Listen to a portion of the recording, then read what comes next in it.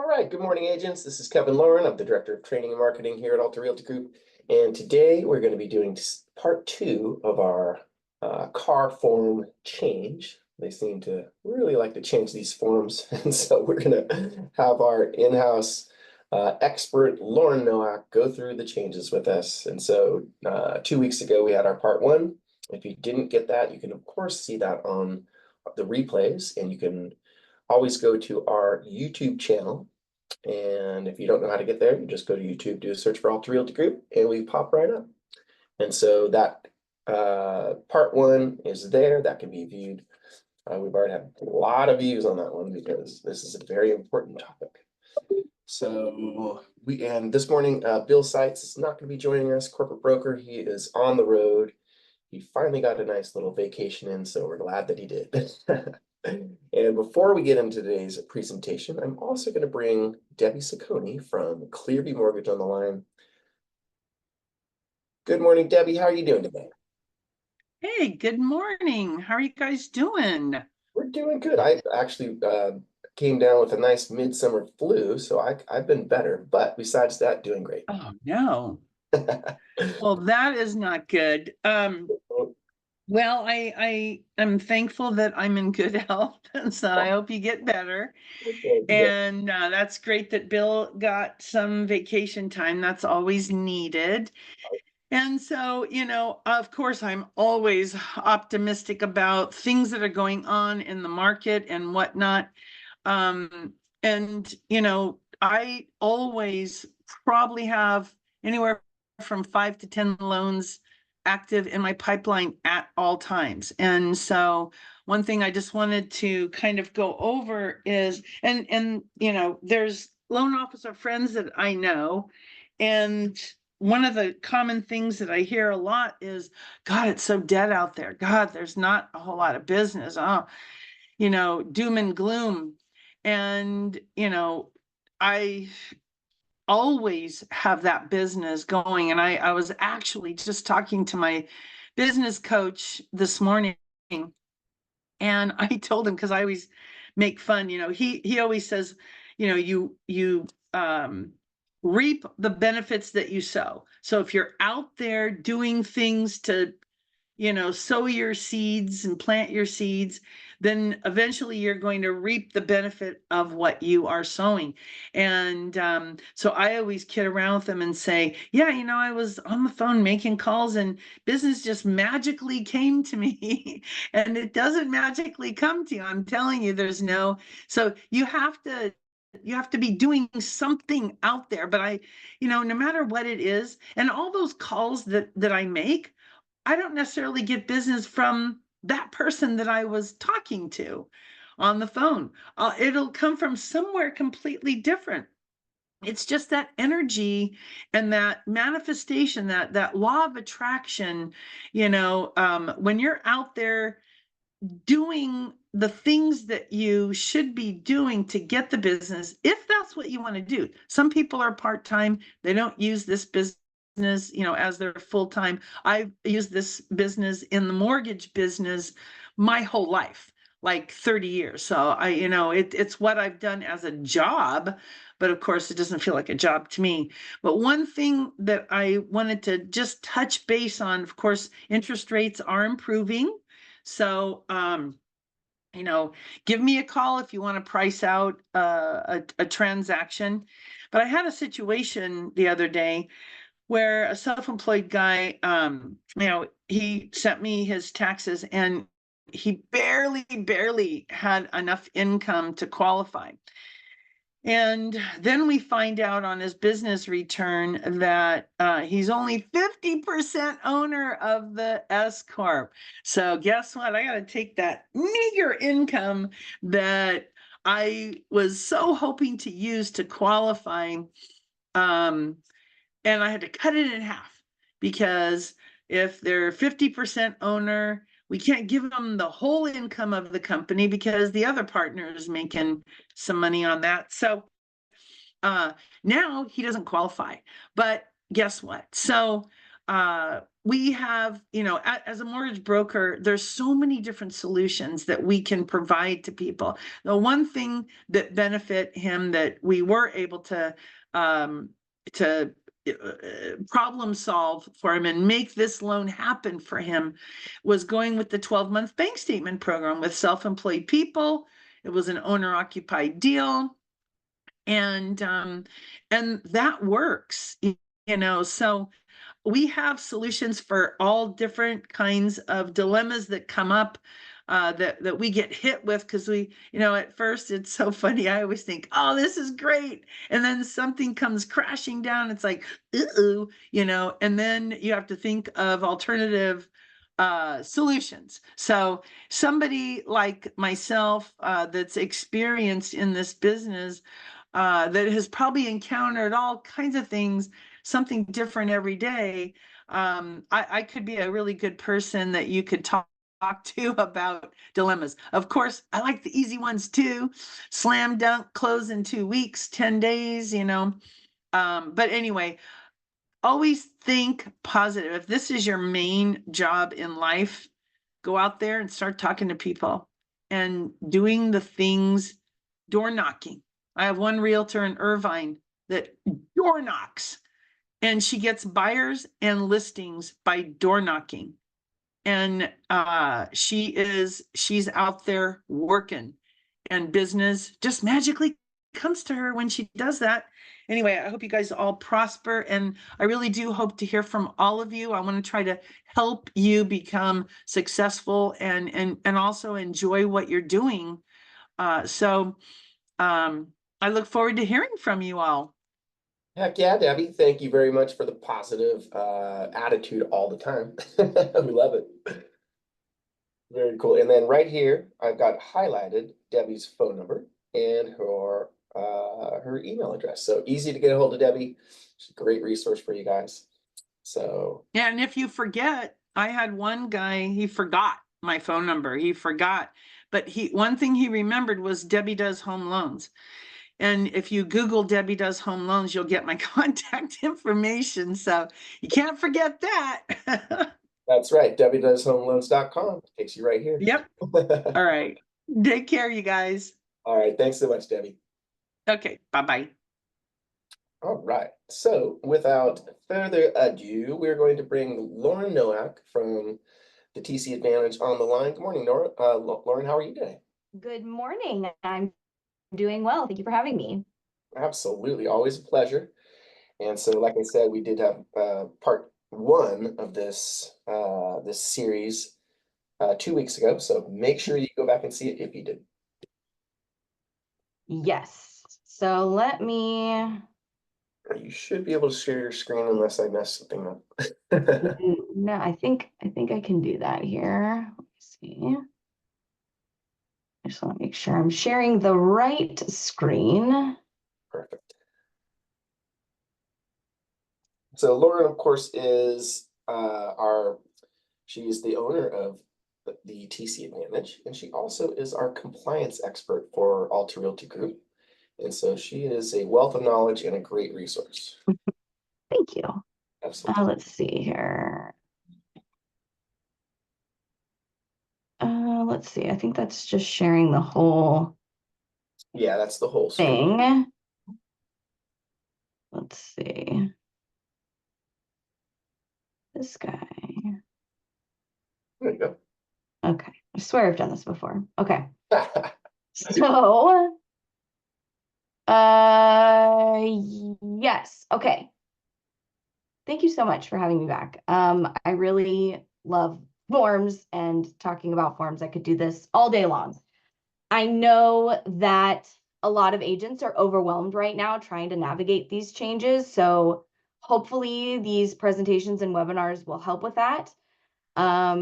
We've decided to break this up into 2 parts and approach these changes from sort of 2 sides, the seller's agent with the listing, and then next week we'll do the buyer's agent with the buyer representation forms. So the previous webinar that we did was pretty much about everything else. There were 47 other there were 47 revisions made to other forms that came out, things, that were not directly associated necessarily with the NAR settlement. So these next two are going to be the changes to the forms that were made, due to that NAR settlement, and kind of what the change is going to be moving forward. So today we are just focusing on these changes from the seller's agent point of view. A quick intro for me, like Kevin mentioned, my name is Lauren Nowak. I am the owner-operator of the TC Advantage. I'm licensed. I hold a C.A.R certification as a transaction coordinator and also as a forms trainer. I've been in the real estate industry for over a decade at this point, and my team and I have processed at this point a little bit over 3,500 transactions in that time. So it's safe to say we've seen it all. We've been through a lot of these changes and shifts. Nothing quite like this, but we're here for you. We're prepared for it. Also, as Kevin mentioned, I'm the compliance officer for Alta. So I just wanted to mention that you'll probably be seeing some changes to the SkySlope checklists over this transition, just to kind of adjust what forms are now available, what is optional, and then what is becoming a requirement. So I know it can be kind of frustrating when you go into SkySlope and you see the list of forms, and then you go back in again and it's like, wait, where did this requirement come from? Just keep in mind that as these dates and shifts are made, some things may now become required that weren't previously. So just kind of keep that in mind. Give us a little bit of grace and understanding, but that's what you will be seeing coming in the future. So for today, our main focus is going to be on the changes to the listing agreement, and then sort of the ancillary forms associated with that. And then we're going to discuss a few sort of real world scenarios and what ifs to help prepare you for these changes in the real world of like, okay, well, what happened? How do I do this? Or what happens in this situation? And we'll kind of chat about it that way. And so you can see the process in real time, essentially. As always, I want to remind and then show everybody where to find these exact forms that I'm talking about, as well as kind of really helpful guides and even recordings of trainings and the town halls that C.A.R has done recently. They have those recordings available, all of those prior to this release in the changes. So I just want to hop in here. I don't know. It should be sharing the whole window, right? I've done this before. Yeah, or no, we're just seeing the slideshow, the presentation. no, we're seeing the You're on C.A.R. Okay, perfect. Yeah. Great. Okay, so this, when you log into CAR.org, this is what you'll see. They have this great little pop-up window here in the corner that will take you directly to all of these forms and guides, everything I'm about to show you. But if for some reason this leaves, you close this out, whatever, let me show you how to get there the long way. You're going to go up here to Transaction Center. And then you will go over here to standard forms. And then you will click on this hyperlink that's NAR settlement related forms. And that's going to take you here to this page. Here you'll see this hyperlink will take you to the forms directly. You can see these are the red line versions of all the forms. If you click on it here, it will take you to a drive. You can actually download all of these forms. And if you click on them, they'll pop up. You can see everything in red that what changes have been made. So I recommend going and pulling copies of these forms so you have them, because as we'll kind of mention later, it's a really good idea to send your clients kind of the red line versions. So you can say, hey, here are the changes that have been made recently. It's a little bit more helpful in that regard. So let's see. Well, that's a So great, I appreciate that, Lauren. yeah, so there's also the webinars, the town halls. These are all of the recorded videos. And then these are also really, really great guides for you guys to reference. So, you know, just for example of what's a listing broker supposed to do during this transition period? What's the buyer's broker supposed to do? What are these MLS changes? You know, and they're just a quick one page, here's scenarios, here's what you can do, here are the forms. So these are also really great, helpful resources that they've provided to kind of walk you through. So again, I really recommend this spot in C.A.R.org. Okay. And then as always, feel free to use me as a resource as well. I'm happy, whether I work with you directly as a TC or not, I'm happy to answer any questions that I am legally allowed to, or, you know, if needed, point you in the right direction of where to find the answer, whether that is, you know, maybe you should chat with Bill about this, or you should contact C.A.R Legal. You know, if there's something that you're not really sure of, feel free to reach out. I'm happy to help. And then one other thing I did want to take a moment to mention is the change in vocabulary that you've been seeing and will continue to see. Most of this is to make things easier for the consumer to digest and understand. So for example, the shift from talking about listing agents and selling agents to the seller's agent and the buyer's agent, or the seller's broker, buyer's broker. That change has been in the contracts for some time now, but out in the field, there's still a lot of references to listing and selling agents. So it's just important to be as specific as possible and less vague, and really it just kind of helps the consumer.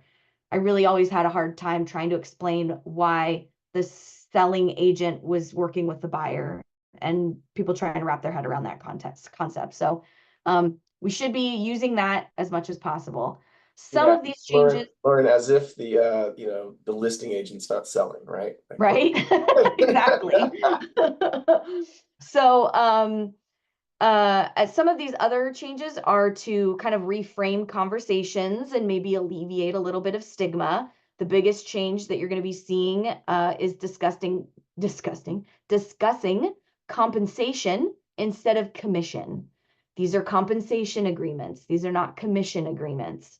And I always just kind of think about it in how you actually, what your mouth does or what the sounds are when you're saying commission. It's like hissing, it's more aggressive when you're talking about commission.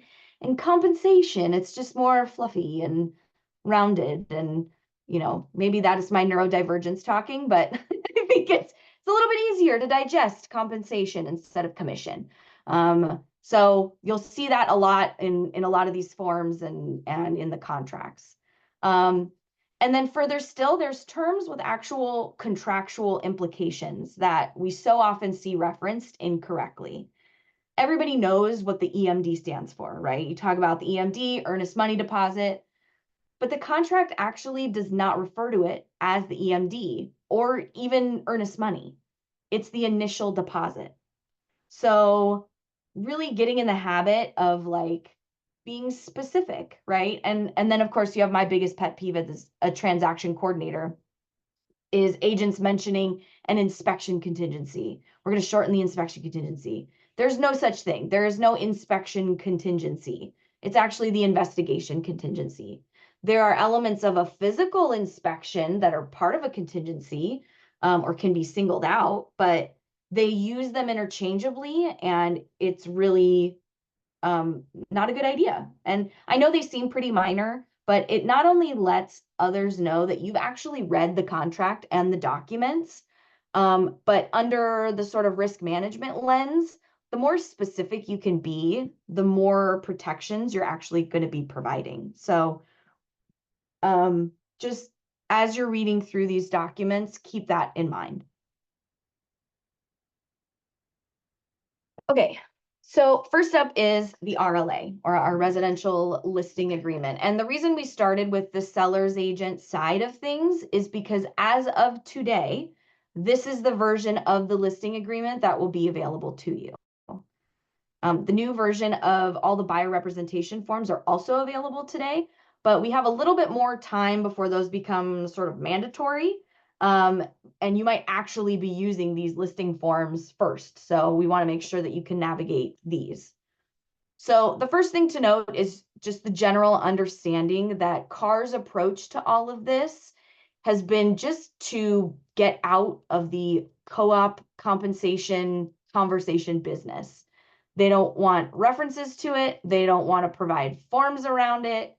Nothing. They're out. We're keeping things singular. So this is the biggest shift that you're going to be seeing. This new agreement is only addressing the seller's side of things. This is between the seller and the seller's broker. See, I almost did it too. Seller and seller's broker. You're also going to see that the layout's now in the grid format. So it's similar to the RPA that was received really well from members, C.A.R members. And so they're doing this with the listing agreement. They took out all of the fillable forms throughout the listing agreement and all the terms, put them up front in the grid. And then in that grid, it then references the longer sort of specific texts and paragraphs.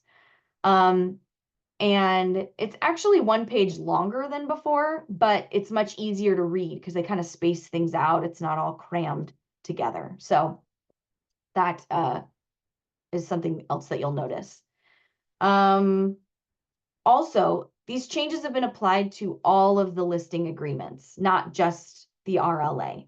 So the vacant land listing agreement, commercial listing, all the listing agreements are now kind of in this format and removing any sort of co-op compensation text.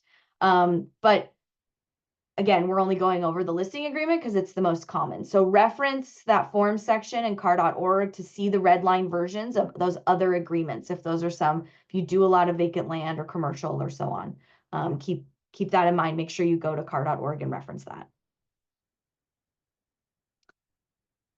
Okay, so right off the bat, we have the listing period that is a start and an end date. Keep in mind, there's this cap of 24 months for these listing periods. I don't think that's ever been an issue here, but if your seller asks, or if you're not sure why that was added, this was a new law that was passed effective this year to address sort of a trend that was growing on the East Coast and starting to kind of make its way this way, of seller brokers taking really long listings with sellers in hopes that the seller would forget about it. They would have them sign these really, really long listing contracts and then not follow up with them, not do anything with the listing, really hope the seller would kind of forget about it.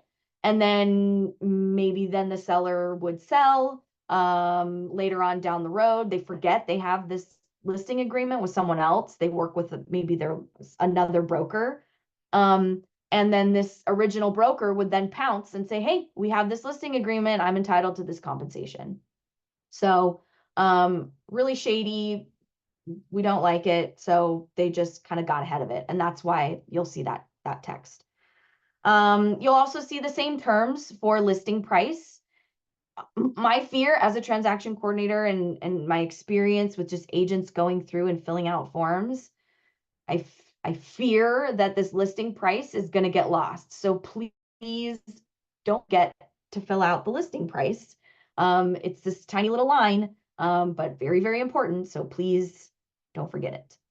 And then obviously you'll check the box if the property is manufactured home or in probate. Okay, here's the biggest change. So previously in your listing agreement, you would have a total commission amount.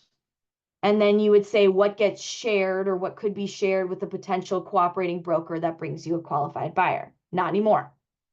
This agreement is only about the seller side of the transaction, period. There's no what ifs, there's no, nothing talking about a buyer side cooperating, nothing. So when you fill this out, the compensation to the seller's broker, this is for your working with the seller on the seller's side of the transaction. You can do that as a percentage, or you can do that as a flat fee dollar amount. You can also check a box for a compensation schedule.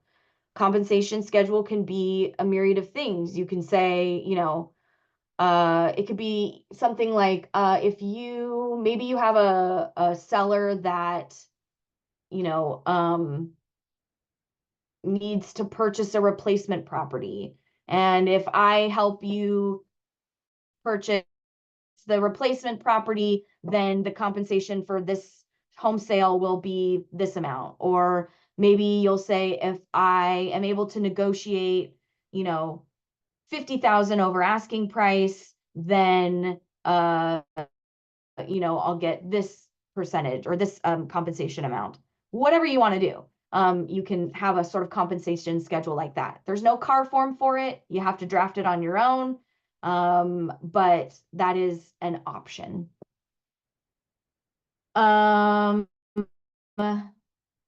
The next section underneath is a box that has to be checked. It is not applicable by default. And this is for consideration additional compensation to the seller's broker if you encounter an unrepresented buyer. This is not dual agency. This is C.A.R is sort of anticipating in this transition there being more unrepresented buyers, excuse me, unfortunately. Or you may have like a seasoned investor. Maybe you have somebody that's like, oh, I'm working with a real estate attorney or whatever. There's a myriad of reasons on why they may be unrepresented. But this is if you are working with an unrepresented buyer. Now, why would there be additional compensation? Well, any agent that's worked on a FSBO or for sale by owner knows that there are additional phone calls, there's additional hand-holding, there is, you know, per the C.A.R licensing agreement, as a representative of the seller, you can provide blank copies of forms to, you know, a buyer. So maybe you'll, as the seller's agent, you'll get a call from a buyer. I'm not working with an agent, I'm unrepresented. Great, send me an offer. Well, how do I do that? Well, you fill out a contract and send it over. Well, I don't have a contract. Okay, here's a copy of a contract, right? There's a lot more hand-holding. You're also not working with somebody that is familiar with standard timeframes, operations. Who do I talk to about this? Who do I ask about that? You know, and you may also end up being the hated term of door opener. You may have to provide access because there is no licensed agent to give the buyers access to the property. So you now have to do those additional sort of showings and provide access. So there's a little bit of additional work. There are two schools of thought. One is your initial 4B or C1 percentage kind of accounts for that, and you don't say, look, I'll get more money if there's an unrepresented buyer. Like, you just kind of factor that into this percentage or this compensation amount. Or you have, again, this conversation with the seller of this may come up. And if this does, you know, I think this would be a fair adjustment. And this is what the compensation then should be. That's it. That's all the compensation. There's no, if it's dual, there's no, what could we offer potentially? None of that. So those are your two compensation options in the listing agreement. You then have obviously your continuation period. This is where if the listing expires or cancels, maybe you have this sort of continuation period of like, hey, I actually brought you that buyer, or, you know, ended up opening escrow based off of some work that was done during that listing period. This continuation period sort of gives you that little protection to still be entitled to that compensation. And then, of course, a spot for if there's any previous brokers. Are they working with a previous broker? Maybe they switched. That's totally fine. Have this conversation with the seller. It's not something that we want to shame anybody or frighten anybody, like just let us know if are there previous brokers or listings or anything that we have to consider.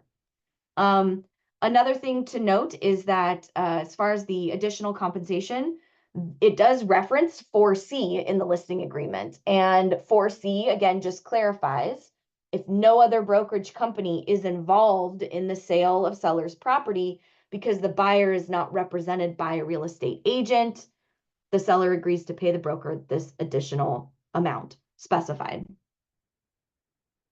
Again, this is additional compensation. So this is in addition to what you've put into C1. So you may see maybe C1 is a percentage and C2 is a dollar amount.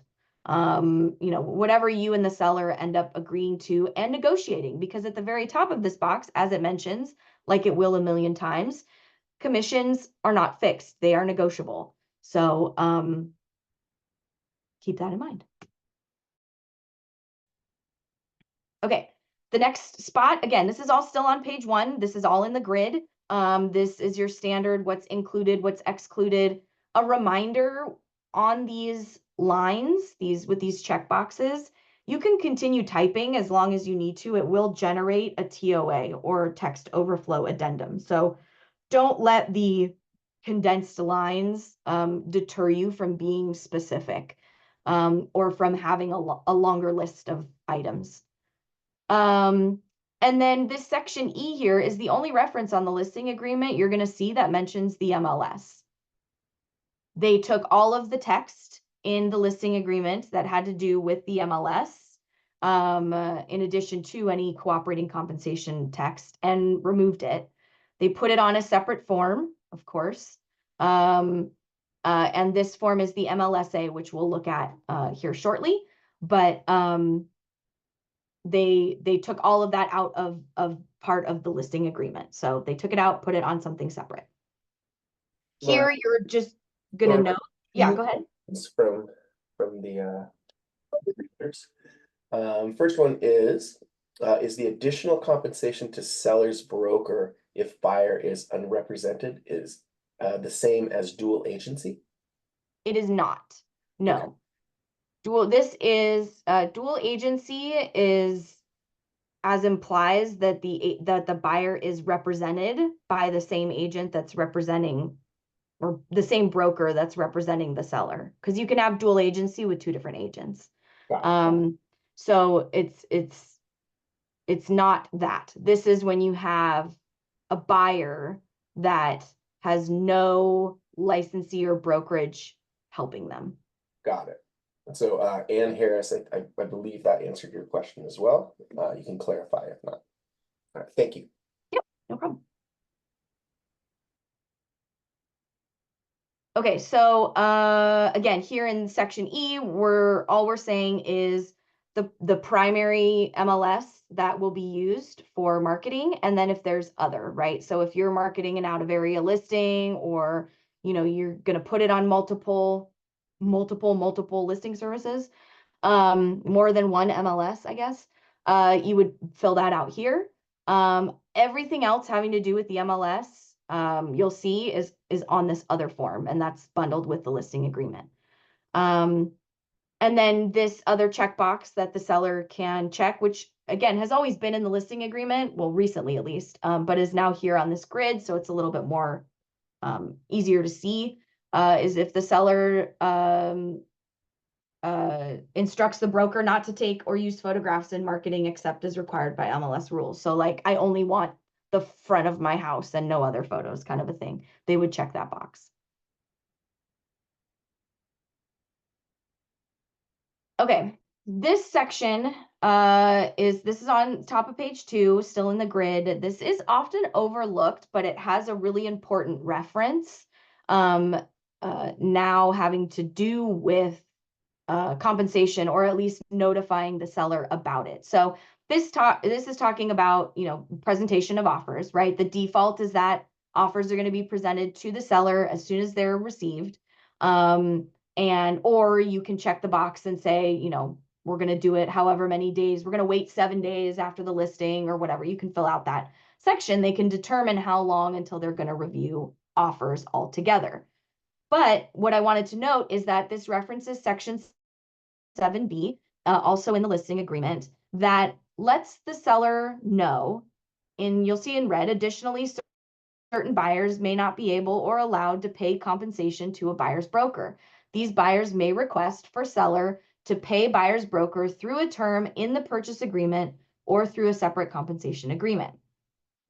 So this is an opportunity, again, to let the sellers know of how this may work. You may have buyers asking for their broker to be compensated in these offers. Don't be offended. This is something that may come up, and this can help in the conversation with the seller to prepare them of what these are going to look like. That factor may come into play when reviewing offers, and keep that in mind.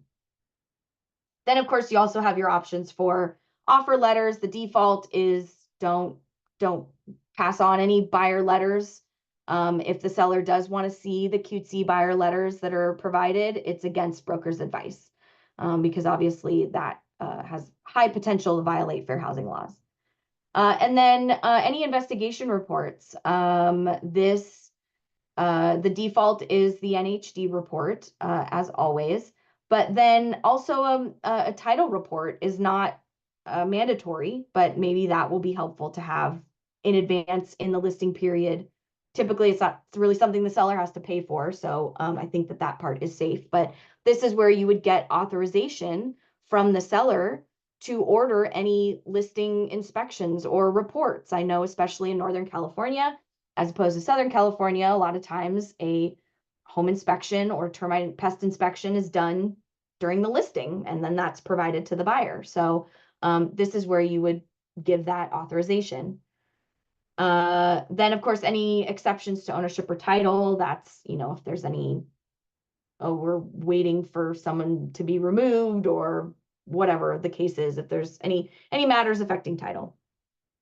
Box to check if the seller is looking to replace their listing or their home with another property. And then the seller has to opt out if they want a lockbox and opt out if they want signs. Again, the default is that those are going to be provided unless they check the box. Something that I wanted to address that was brought up in our forms trainer training, just to sort of nip it in the bud. This additional terms, I say almost on every webinar, the most dangerous section of any contract is blank lines that an agent can fill in. And this is no different. I know there's going to be a temptation to write in if the seller wants to offer compensation to a buyer's broker. Don't do that. Just let this process play out as it currently is set up, because it's been removed for a reason, and you just don't want to mess with what has been set up and structured.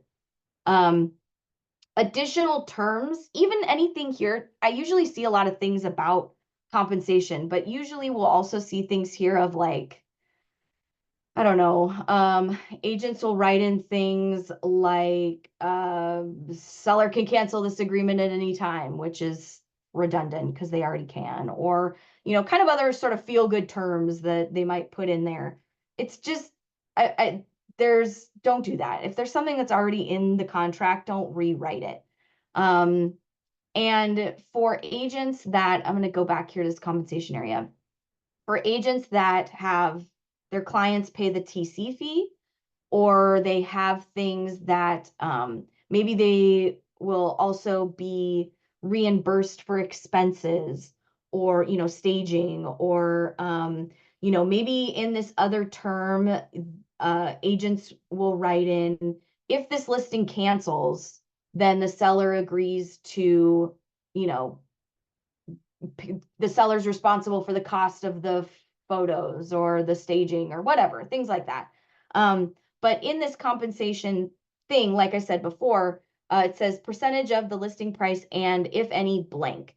It's a very tiny line, but again, you can write as much as you need to, and it will provide that text overflow addendum. So this is where you would write, if any, whatever the dollar amount is for the transaction coordinator, so-and-so. Again, keep in mind, you have to be specific with these amounts. You can't just say to pay the transaction coordinator fee. You have to give a specific dollar amount.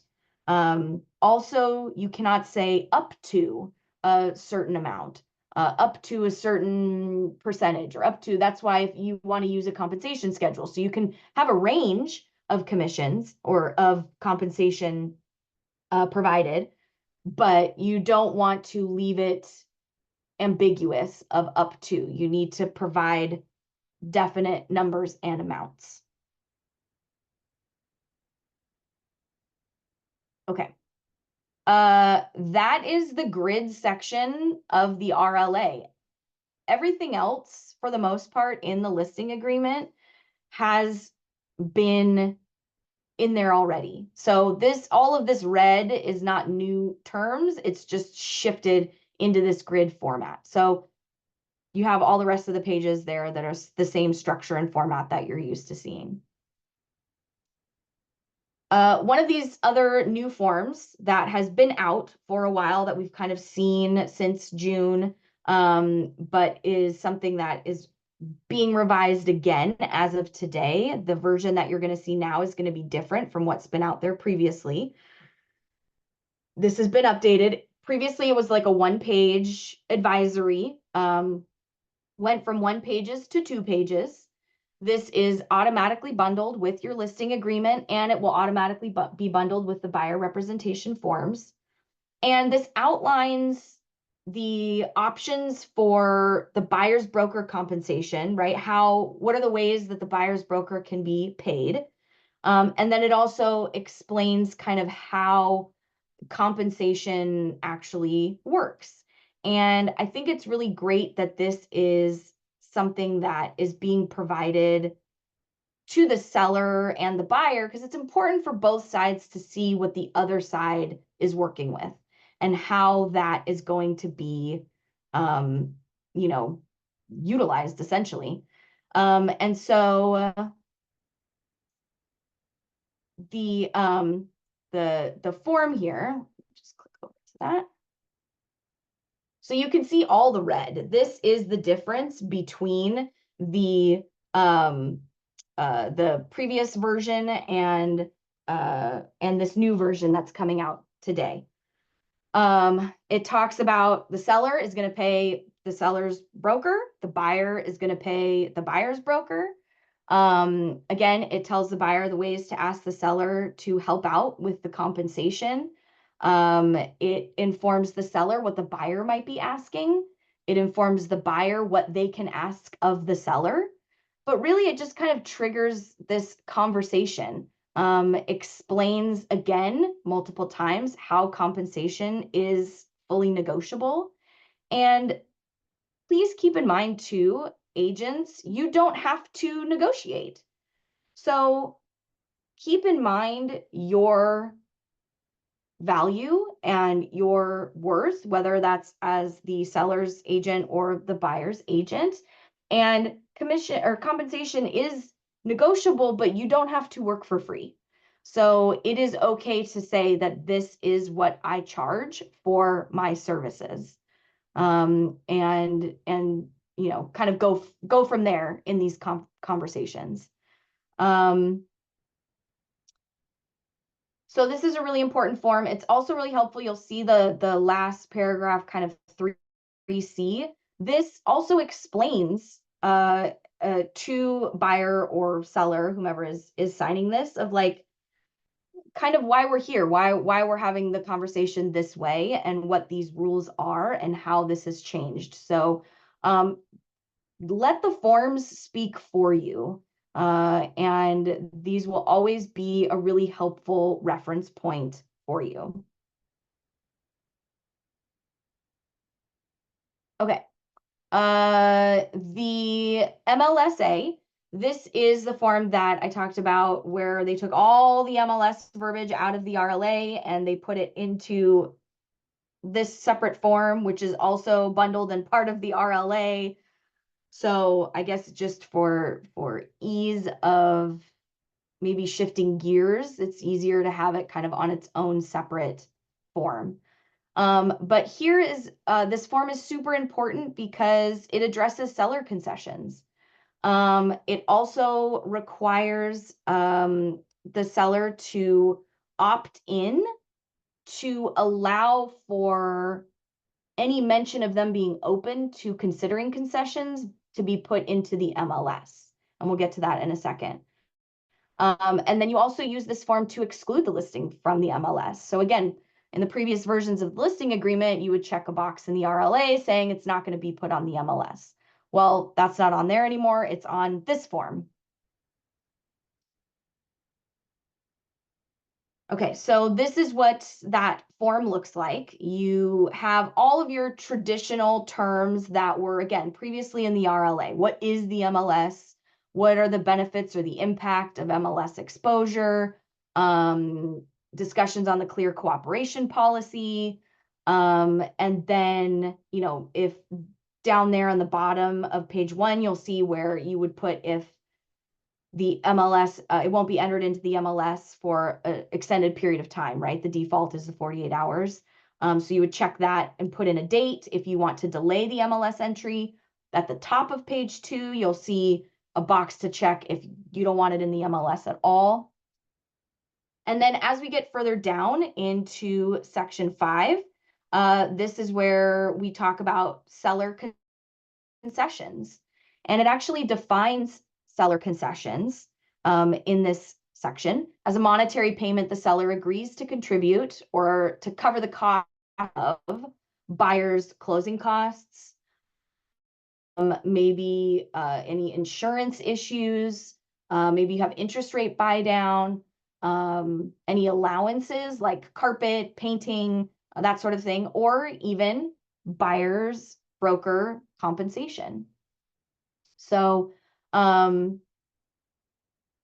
it also notes that it's important to note that you cannot advertise a concession targeting compensation specifically. So you can't say in the this concession is for compensation. You can just say whether they are open to concessions and a certain amount of concessions. I think depending on the MLS and the fields that they have set up, you can specify an amount. Do not get involved in the amount of what the seller is wants to put for concessions. They're like, well, what are these total amounts? How much should we put? That is up to the seller. Do not get involved in that. And also let the seller know that this is not an offer to give to them. This is not, we are going to give you this money. This is only being open to consideration, because obviously there are a lot of other factors in an offer and in negotiating that offer that come into play. So, again, the default is that the seller doesn't want that they're open to that consideration to be advertised or to be put on the MLS. But if they do, then you have to check this box to opt in. If you put onto the MLS in the concession field that the seller is open to whatever dollar amount for concessions, and this box is not checked, you would be in violation of this NAR agreement or NAR settlement. So keep that in mind. This is one of many scenarios in these new forms where a small checkbox can have a really, really big impact. Okay, are there any questions about this so far? Okay, so yeah, go ahead. This might be a clarification from Tom Fesky. Mhm. So you initially find a home, make an offer, sellers counter offer. They do not want to pay buyer's agent. Sellers can't. So now we are canceling offer, or now we are negotiating our fee instead of the house.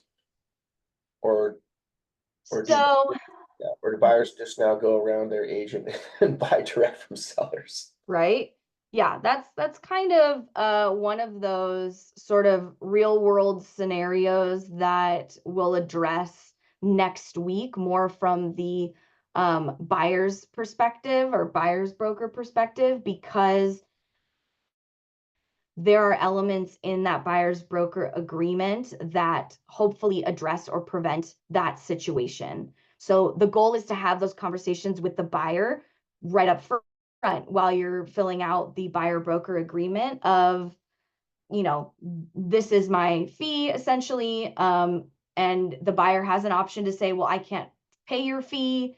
And then there's additional forms they fill out of making sure they really can't pay your fee. And there's a whole section of conversations and scenarios to play out and discuss between buyer and their agent in that specific scenario. So I know that was kind of a non-answer and more like stay tuned for part 2. But we'll really well, it's really more on a buyer side of things of, you know, as the buyer's agent, what you need to be prepared for and how to address that. Because from this side of things, from the seller side and the listing side of things, we have nothing to do with how your client pays you. And the seller has the option to consider, and that's a conversation to have with the seller. Like, look, we're getting only one offer. We've only gotten one offer on our property. The buyer wants you to pay for the broker, you know, their broker. And, you know, if you don't want to, then you may lose this buyer. It's the same conversation around repair requests, right? The seller signs this contract as is, and that's the term. And then, you know, hey, the buyer may ask for repairs or their lender may require repairs. You don't have to do them. You don't have to if you don't want to, but no, the buyer may not be able to get a loan or the buyer may cancel. Those are considerations that the seller has to understand. So again, this is all part of having conversations with the clients and making sure as far in advance as possible that everybody understands what may or may not happen. And that, again, is kind of brought up in the BCA of, you know, how the buyer, what their options are for asking for compensation. And so the seller should know at the time of listing, when they're signing this document, what they may be getting from a buyer. So it wouldn't come as a shock to them, you know, that the buyer may ask for the seller to cover their broker's compensation.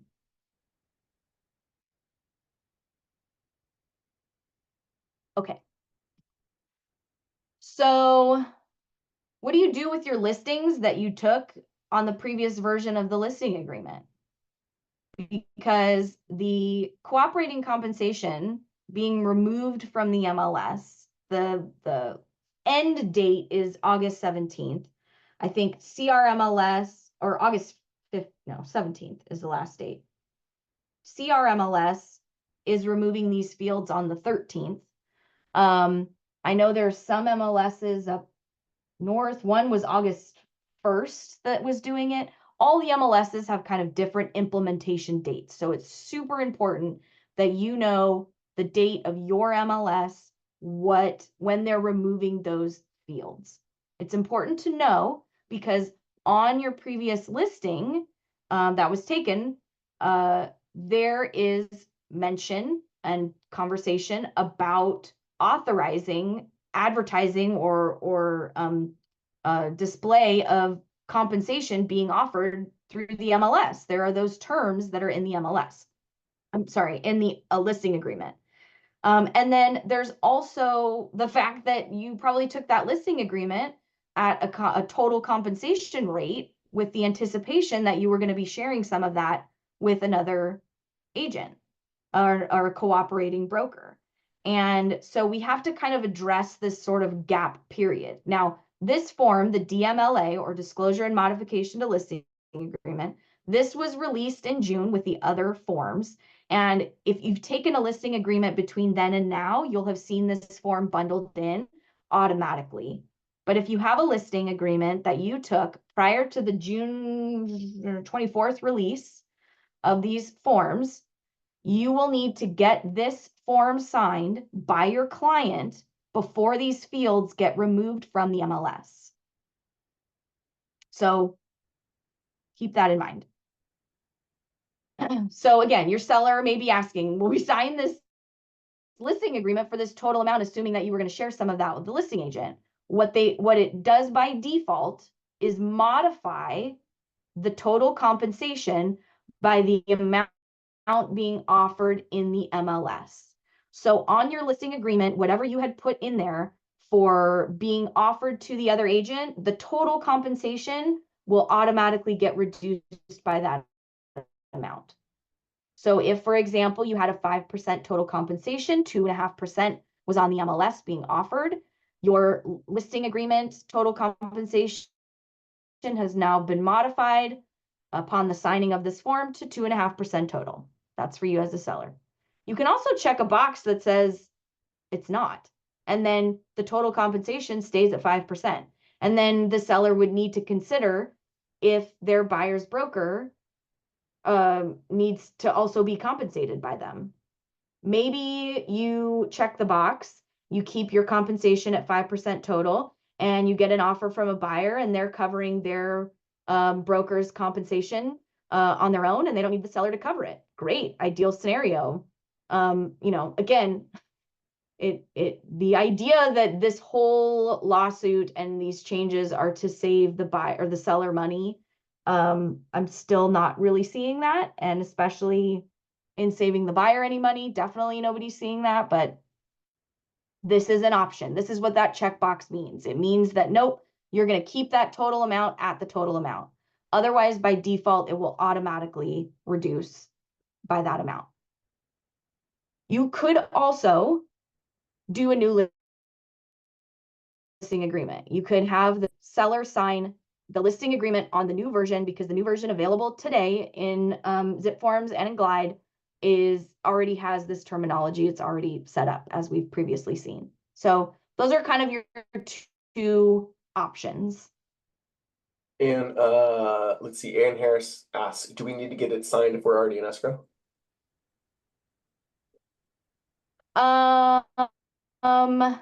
I mean, the risk manager in me says it's always a good idea. The same way, like, oh, if my listing is expiring while we're in escrow, should we modify it to extend the listing? Yeah, probably. You never know.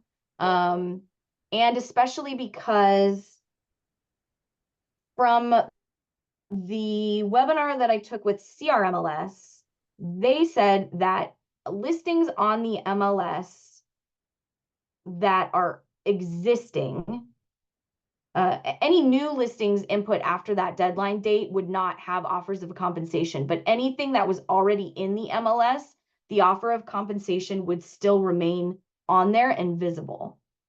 So you may be a matter of like you cancel and it goes back active, but it's past the, you know what I mean? Like there might be some overlap. So like, yes, I think you should get it signed. I think it's good also to just have the conversation with the seller. Hey, you may have heard about this NAR lawsuit, these changes. This is what's coming up. I want to be ahead of the game. I want to make sure you understand everything's looking great with this transaction, but it's a good idea to make sure that, this just says we've had this conversation and you understand. I don't think there's anything wrong in that. Okay. So now let's talk about receiving an offer. As again, because we're looking at this from the perspective of the listing agent, from the seller's agent, of what this is going to look like for you. So you're going to receive an offer. Again, this whole thing starts probably we're talking a month or two down the road where nothing is being displayed on the MLS and everybody's signed these new versions of listing agreements, and so now the buyer's broker, if they've had a conversation with their client and they know the buyer cannot afford their fee and that they're going to have to ask the seller to cover it, the buyer's broker should be having a conversation with the seller's agent and say, hey, is the seller open to concessions towards buyer broker compensation? And again, have this before writing that offer. And as the seller's agent, you're going to be fielding these questions. And I think the ideal approach is how a lot of agents kind of have been doing it, of like, well, bring me an offer. Because sometimes you'll have these conversations of like, well, would the seller take an offer for X amount of dollars? Or would the seller take an offer of whatever? Well, bring me the offer. And you can just say, seller's open to concessions, or not. The seller has a whatever, obviously you're legally allowed to disclose about the seller and what their requests are, but that's probably how it's going to start, is those types of conversations. So I don't have specific scripts, that's not my wheelhouse, but there are plenty of resources on how to handle these conversations and discussions. So that's how it's going to start. Then you're going to see in the contract, this is another example of one tiny box having really heavy implications. In the grid on the purchase agreement, 3G3 is going to have a box that says see attached SPBB form. The SPBB form, I think maybe we went over it previously, and it was like a math problem of like 1 minus 2 equals 3 or something, and whatever. They've totally simplified it. It's much more straightforward, but we're going to look at that in a second too. So the other thing that is important to know is that the buyer's broker compensation is capped at whatever their amount is on that BRBC form. So again, we'll talk more about this next week, but if you're taking a buyer representation agreement and you're accepting compensation at 2%, and the seller's agent says, oh, we're offering 3% compensation, the buyer's broker can only receive 2%. It is capped at whatever that agreement is. So buyer's agents, don't shortchange yourself. And but we'll probably get into this next week, but Ann Harris asks, what about the buyer's agent for my deal that's currently in escrow? Do they need to get new paperwork from the buyer too? No. So anything, my understanding from C.A.R Legal and our trainings is that anything that is still being currently offered in the MLS, that is still a valid offer of compensation. So you don't have to necessarily have if you go under contract, so like if you're under contract now and then the offer of compensation on the MLS gets removed for any future listings, that offer is still valid because that's what was offered at the time, and that was still allowed to be on the MLS. So even if the rules change the next day, as long as the buyer's agent belongs to that MLS, then that offer on the MLS is still valid for compensation, if that makes sense. Yeah, that was my understanding for that. And again, we'll touch on that next week too, talking about the buyer side of things. And then there's also, again, as the seller's agent, and for the seller to know that they can request a copy of that BRBC form. They've modified, again, this BRBC, the buyer representation form, so that all you have to do is provide the last page, and it reiterates kind of what that compensation term is, and shows that it was signed and dated, prior to accepting the offer, so on and so forth. So there's a really easy way for the seller to get verification, not just like, oh, trust me, this is what I have this agreement for. The seller can ask for verification of that. Okay, so this shows in the purchase agreement, we're in the RPA, this is the box that gets checked for the seller paying the buyer's compensation, and references that SPBB form. So there were also a lot of questions of can you put that amount in, instead of G3 and checking that box, can you put that amount for compensation into G1, into the seller credit section? Yes, but why reinvent the wheel? Don't do that. One, the default is that that dollar amount is credited towards the buyer's closing costs. And that references in section 5E, there may be limits from their lender on what can go towards the closing costs. So you may end up getting capped out. But I know a lot of lenders, and I think Debbie may be able to speak to this as well, but like they're being allowed to separate the compensation aspect from like the credit aspect. So it's better to keep that separate. But if you wanted to, you could check the box for other and fill that information in. But again, just stay away from blank lines that you can fill things out in. Just use this SPB form. And again, this paragraph 8 or 18 that is referenced for compensation in the purchase agreement talks about how there is this separate agreement and that the seller is able to ask for a copy of that. They're authorized to see that written portion of the compensation agreement. This is what the SPBB looks like now. Previously, it was much longer. This is much more simple. And section 1, obviously, we're asking of what is the amount? How much do you want the seller to pay the buyer's broker? Is it a percentage? Is it a dollar amount? It reiterates that there's a cap that the buyer's broker can only receive however much is written into that agreement. And then also that they could then receive a copy of that form if they needed to view it.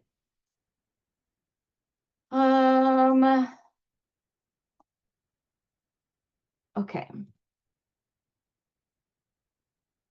Now, another scenario to mention is as a listing agent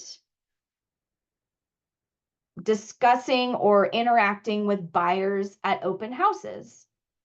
So first and foremost, it's really important. The recommended practice is that even if you have another licensee holding your listing open, that licensee should still be under the brokerage that has that listing. Because if you're not, the whole idea around this is that the understanding that the agent there hosting the open house is there representing the seller and on the seller's behalf and best interest. But if you have a licensee from another brokerage that's like, I want to get buyers or whatever, and like, I'm new here, I want to hold your thing open, they can't really say that they're working in the seller's best interest because they're not associated with it whatsoever. So it's just not a good idea. You should be having licensees under the same brokerage hosting your open houses if you're not doing it. This is a form. It is sort of a 2-in-1 form. It tells the buyer that the agent, again, hosting the open house does not represent the buyer. And it also acts as kind of a sign-in sheet if you want. They don't have to sign it, and we'll kind of go over what that situation looks like.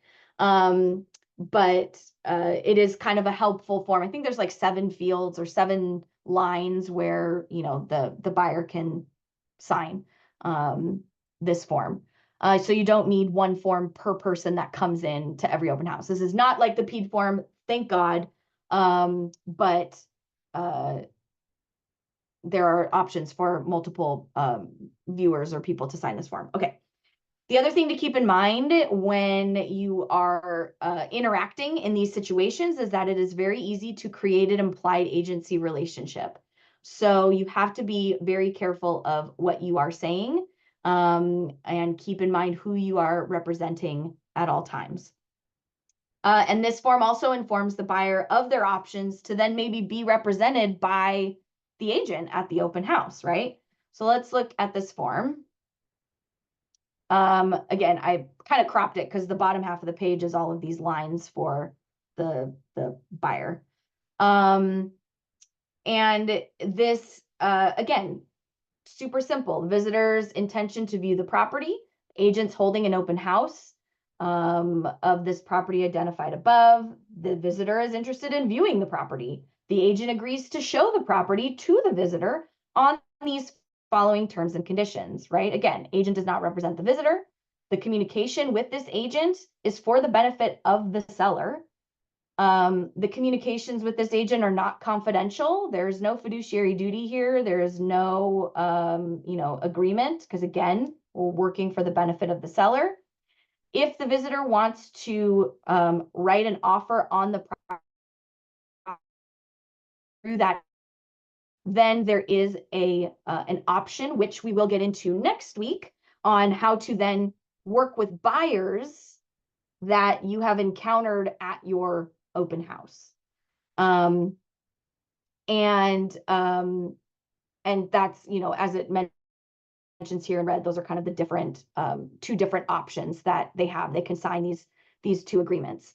Again, if somebody, you have a visitor approach, you direct them to this form, give them this information. And if they say, you know what, I still don't want to sign this, that's fine.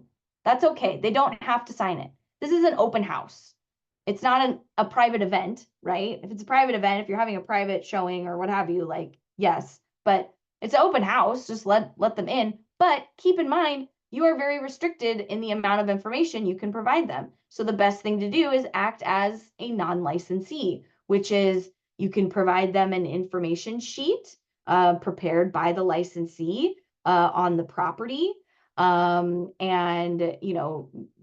you can, any conversations with them talking about, have you been pre-approved, or any of that is really kind of venturing into licensed activity. So again, you can visit C.A.R..org. They have great flyers on what can a non-licensed person do, or holding open houses, things like that. But if they're like, well, I really want to know this information, I really, I really want you to talk to me about this, then you can say, great, it sounds like you're really interested in the property. Let's talk about the buyer representation agreement, or let's talk about the, the property showing representation agreement, which again, we'll get into later. So it's really important during the open houses, when you're there on behalf of the seller, that you keep in mind the same way that you have filled out that listing agreement. This is seller side only.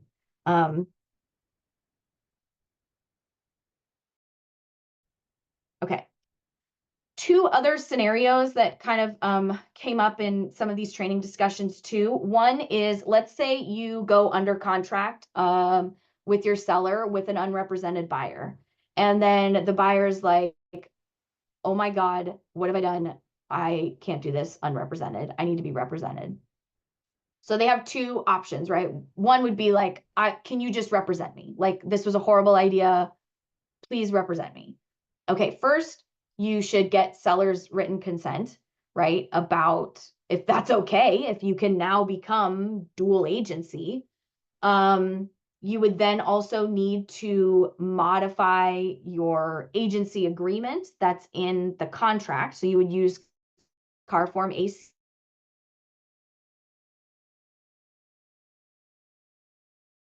The buyer side of the process of having this agreement for representation, and the compensation, is the buyer going to cover your compensation? Because you have an agreement in place where the seller, part of the contract, it wasn't in consideration for the seller to have to pay. So the buyer may now need to pay your fee as their buyer's agent representing them. That's part of a conversation. And then if they decide, you know what, I'm actually going to use an agent. I was working with this agent and I tried to do it on my own, and that was a terrible idea. I'm going to go back and use this agent. They're going to represent me now. Great. Same thing. Still need to get seller's written consent of like, okay, now bringing on another agent. And again, hopefully the buyer is going to pay the seller's under no obligation to modify that contract to now include coverage of compensation for that buyer's agent. But the other thing that has to be addressed or considered, which C.A.R. Legal didn't really have anything specific available, is that whole box in the listing agreement that talks about additional compensation for unrepresented buyers. Maybe you're like halfway through. Maybe you put in some work with an unrepresented buyer. Maybe now they're not an unrepresented buyer, but do you get that full amount that was agreed to on working with an unrepresented buyer? Do you get half of it? Does that not apply anymore? I don't know. That's part of this conversation. So you can see there's going to be a lot of gray area, a lot of new stuff. And it's okay to not know or not be sure. And it's much better to say, that is a great question. Let me get you some information on it. Let me get you some details. Because this is new territory. This is a new way of doing things. And I don't think everybody's thought of everything in every scenario. So, and then the last is taking a listing with a buyer in mind. Maybe you have a situation of like a housing provider. Again, that's one of those vocabulary switches. No longer landlord, we're saying housing provider is selling to their tenant. And so you kind of already know who they're selling to. Is that a situation of an unrepresented buyer?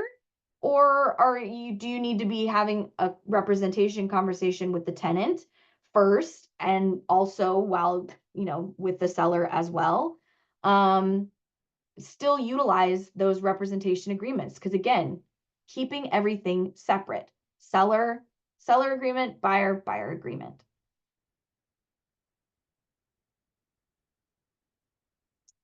And again, some final notes. These changes are not laws. So these are simply kind of practice changes. These are not laws. These are agreements that have kind of this trickle down effect. Again, the NAR settlement hasn't even been approved. I don't even think it's slated until November, towards the end of November, for that to even get approved. So these are all sort of preemptive moves to satisfy those, because this is sort of like turning a cruise ship here. It's not a quick pivot. This is going to take like a slow kind of change in doing things. And I think we're going to see a lot more changes. We're going to see, maybe even another forms revision or release prior to a December regularly scheduled update. So having said that, because these are not necessarily laws, a lot of this is kind of on the honor system. And so nobody's going to know until someone finds out. And you just don't want to play that game. It's really not worth it. So I know a lot of agents that I work with, the tendency is like, I'm going to find a workaround to keep doing it the way I've been doing it. It's just easier if we do it this way. Like, I get that urge, but really, please don't do it. There are going to be a lot of even just attorneys popping into your open houses to see if you're having these conversations with buyers and doing this the proper way, and making sure that, you're not acting as a buyer's representative in this open house. You're going to get a lot of agents reporting other agents. So somebody's going to know. They're going to know. The other thing to keep in mind is that the C.A.R form CBC, the cooperating broker compensation form, no longer exists. So they've removed that from the C.A.R library. I haven't gone in to check yet today specifically. I'm hoping that maybe they're going to leave it in there until the MLS changes, because if we have existing transactions that maybe there's a change in commission, for whatever reason, that we have that form. Otherwise, we're looking at just an amendment, an AEA form that can be used. But the CBC, you won't find that anymore. And the ABCD form, which I don't think anybody used anyway, but that was the anticipated broker compensation disclosure, which said, like, this is the property we're showing, this is what the compensation is that's being offered, and then the buyer would initial next to it. So those two aren't there. C.A.R wants no business in buyer broker compensation forms, like in that aspect. Also keep in mind that the C.A.R licensing agreement only covers the most recent version of the forms. So even in talking with the BCA form, the broker compensation advisory, there is an updated version of that form. if possible, obviously we don't need to like redo everything, but if possible, just make sure you're using the most recent version of these forms. And again, last but not least, please don't wait to have these conversations with your clients. Especially after next week, please come to the webinar next week where we're talking about this from the buyer side and where we're discussing all of that, because again, it's not necessarily mandatory right this second. So, but it's something that you should start implementing and discussing and utilizing as soon as possible. And the more you know, the better prepared that you'll be to have these conversations with your clients. So that's all I've for today. I know it was more than an hour, but it was a lot. And yeah, does anybody have any other questions or scenarios or things that they want to discuss? I don't see anything in the chat. Okay. But of course, you can reach out to Lauren, and she's got her information here.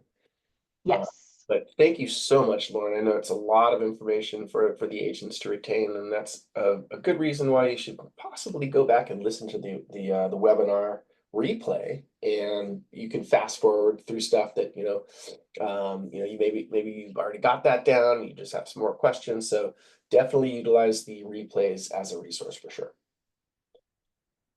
So Lauren, thank you so much, and we are very excited to have you back next week for the buyer's side of these things. And agents, get out there, make it a great week and a productive week, and we are looking forward to seeing you all next Wednesday on the webinar. Have a nice day. Thanks so much. Yeah, thanks so much, Lauren. Bye-bye, guys.